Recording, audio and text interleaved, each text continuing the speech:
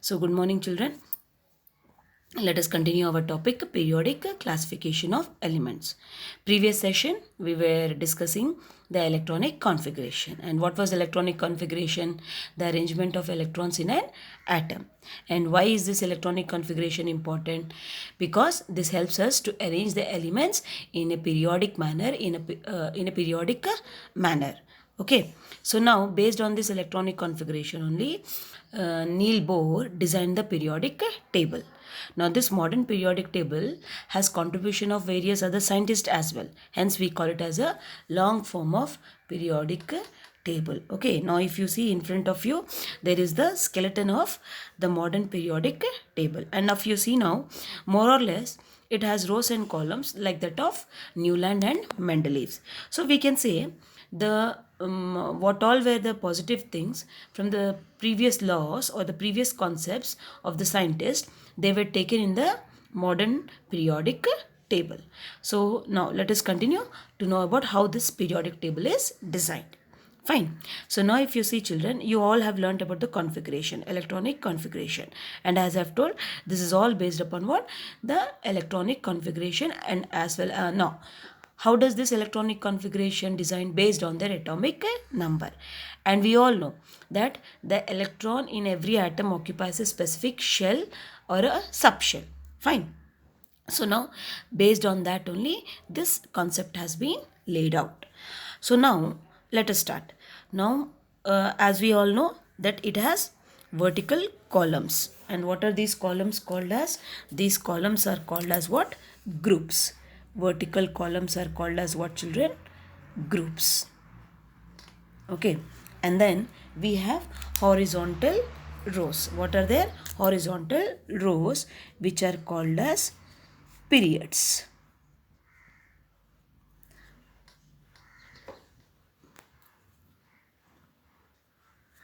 Okay, now how many periods are there? If you now can count, there are 1, 2, 3, 4, 5, 6, 7. 7 periods. So 1, 2, 3, 4, 5, 6 and 7. Okay, and how are these? These are horizontal rows. Okay, so 7 periods.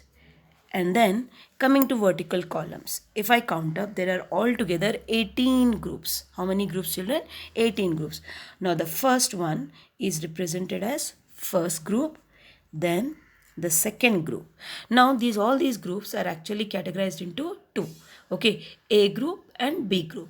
So now this is your first A group and second A group.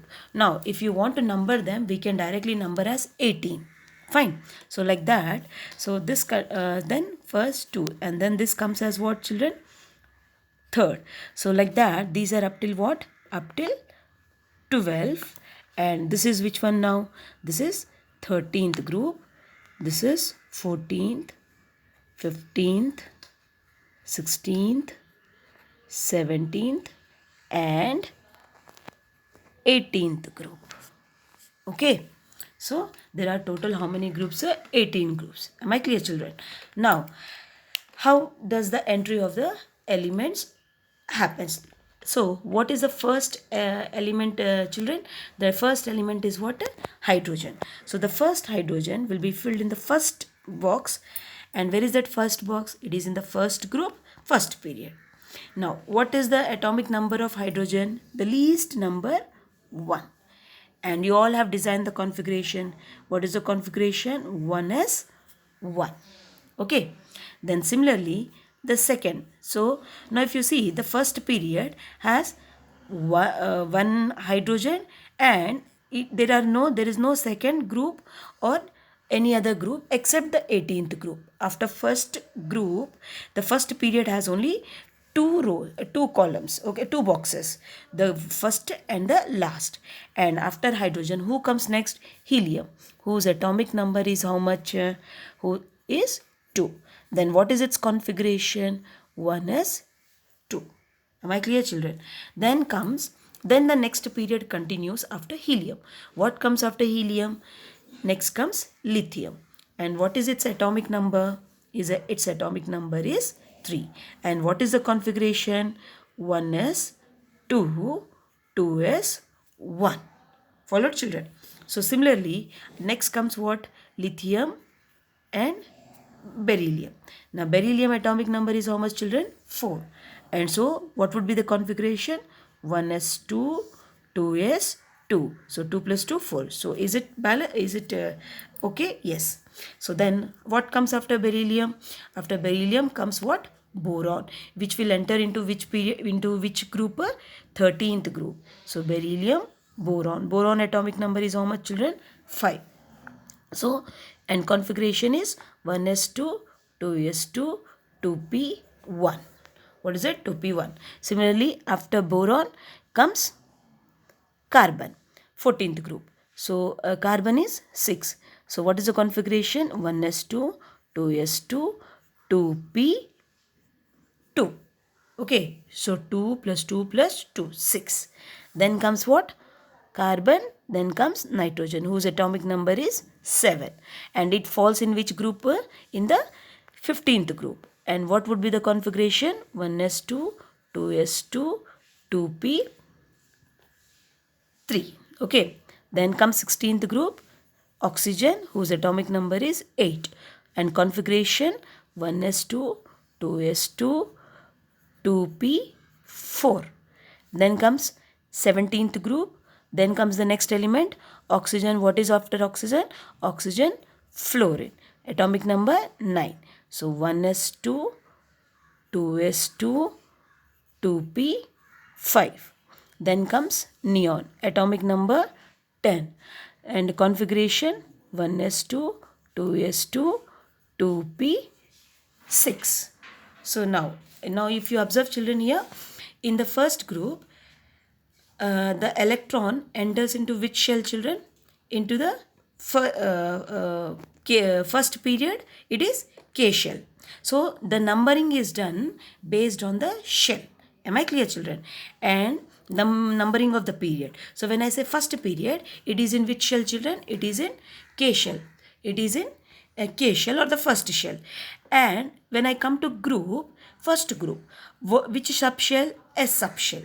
And how many electrons are there? Only 1 electron. Now observe, after hydrogen, what comes next? Lithium. And lithium also, the last electron, the valence electron is how much? 2s1.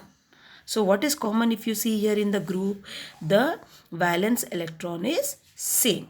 Okay, we'll continue about it in later. So now just observe. When you come to second group, it is what? 2s2. That means again it is also in the same S subshell, but what is the capacity? 2. The number of electrons in the valence electrons are how many? In the valence shell are how many? 2. Come over here. From 13th group to 18th group. Which is the valence shell? Valence shell means the last shell. The P shell. Okay. And the P shell. So if you see, the electrons keep on entering into the P shell. P1, P2, P3, P4, P5, P6. Okay. So they have filled which subshell? P shell. That is why if you see in this periodic table, you have actually 4 blocks. Okay. Now this first block, which one? The first and the second group, they are called as S block elements. So the name itself says, why S block elements? Because electron enters into the S subshell. Then I hope you must have guessed this block. Here electron are entering into which shell? P shell, P subshell. Hence from 13th to 18th group, these are called as what? P block elements, as the electron, the valence electron enters into P subshell. Then what about this one? That is 3rd to 12th group. These are called as D block elements. That means D block means the electron enters into D subshell. Then come down here at the bottom below the main table, you are having another small 2-row table. Okay. Now these are called as F block elements. Why they are called as F block elements? Because the electron enters into the F subshell. So have you understood here? I hope you have understood up till here, children. So 4 blocks in the periodic table: S block, P block, D block, and F block. Fine. So I hope you all must have constructed the electronic configurations of the elements up till 20. So we will continue furthermore in our next session. Thank you.